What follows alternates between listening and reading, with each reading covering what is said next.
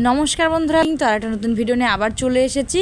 সবাইকে জানাই শুভ শারদার প্রীতীয় শুভেচ্ছা। তো আমার ভিডিওটা অনেকটা লেট হলো ছাড়তে, কারণ পুজো দেখে বেড়াচ্ছে, তোমরা বুঝতেই পারছো। আর এটা হচ্ছে অষ্টমীর ভিডিও। তো সকাল সকাল বেরিয়ে পড়েছি নস্করিতলায় যাবো বলে, কারণ মেয়ের মানসা আছে, সেটা দেবো। সেই জন্য আমরা বেরিয়েছি 8টার সময়, যেতে যেতে 9টা বেজে গিয়েছে। আমরা গিয়ে দেখছি যে পুলিশে ঢুকতে দিচ্ছে না বাইক নিয়ে। তো বাইকটা একটা সাইডে রেখে আমরা 5 মিনিটের হাঁটা পথে হাঁটতে লাগলাম দুজনে। এত সকালেও যে অত ভিড় হবে আমি কখনো ভাবিনি।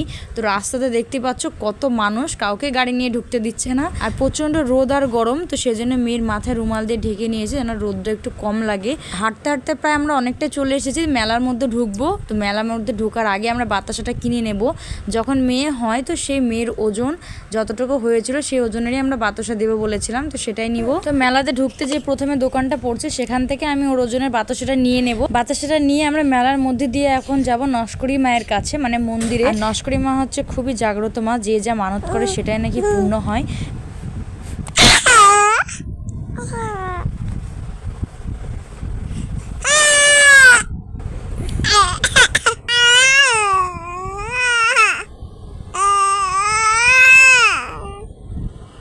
আমার মেয়েও আমার সাথে ভয়েস দিচ্ছে, তো প্র্যাকটিস করছে আর কি। আর একটু বড় হলে ওই তো ভিডিও করবে, ওই ভয়েস দেবে, তো সেই জন্য। তো সেই দিন প্রচন্ড রোদ আর গরম পড়েছে সকালবেলায়, তো আমি তো প্রচন্ড ঘেমে গিয়েছিলাম, আমার গরমও ধরেছিল খুব। আর রাস্তার তুলনায় মন্দিরে দেখো কতটা ভিড়, দাঁড়ানোর জায়গা নেই, তবুও এটা হচ্ছে মন্দিরের সামনে। আর বা সাইড দিয়ে লাইন হচ্ছে ভেতরে ঢোকার জন্য, সামনের গেটটা খোলা নেই।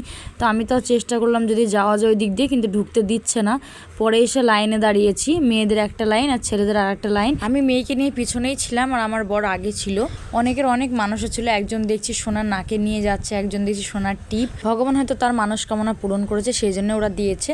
তো আমি নস্করি মায়ের নামে একটা গল্পও শুনেছিলাম, সেটা সত্যি কি জানি না, সবাই বলে তাই। মা নস্করি নাকি ওই বাড়িরই মেয়ে যে বাড়িতে পুজো হচ্ছে। তারপরেরটুকু অনেকেই জানো। তো আমরা লাইন দিয়ে দাঁড়াতে দাঁড়াতে এখানে এসেছি। তো লাইনে দাঁড়িয়ে এতটাই গরম লাগছিল, আমি পাখা দিয়ে হাওয়া করছি মেয়েকে, তাও মেয়ে কান্না করেই যাচ্ছে।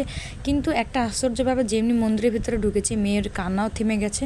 আর এতটাই ঠান্ডা ছিল, এত লোকজনের ভিতরে মন্দিরটা এতটাই ঠান্ডা যে মনে হচ্ছিল যে ওখানে দাঁড়িয়ে থাকে অনেকক্ষণ ধরে। আমাদের যেটা দেওয়ার কথা ছিল আমরা সেটা দিয়ে একটা প্রসাদ নিয়ে আমরা ওখান থেকে বেরিয়ে চলে এসেছি, কারণ অনেকেই দেবে, ওদেরকে সুযোগ দেওয়া উচিত, সেজন্য বেরিয়ে গেছি আমরা ওখান থেকে তাড়াতাড়ি। দিন গুনতে গুনতে যেন দশমী শেষ হয়ে গেল, আবার একটা বছরের অপেক্ষা। অষ্টমী নবমী দশমীটা যেন খুব তাড়াতাড়ি কেটে গেল, আমরা বুঝতেই পারিনি।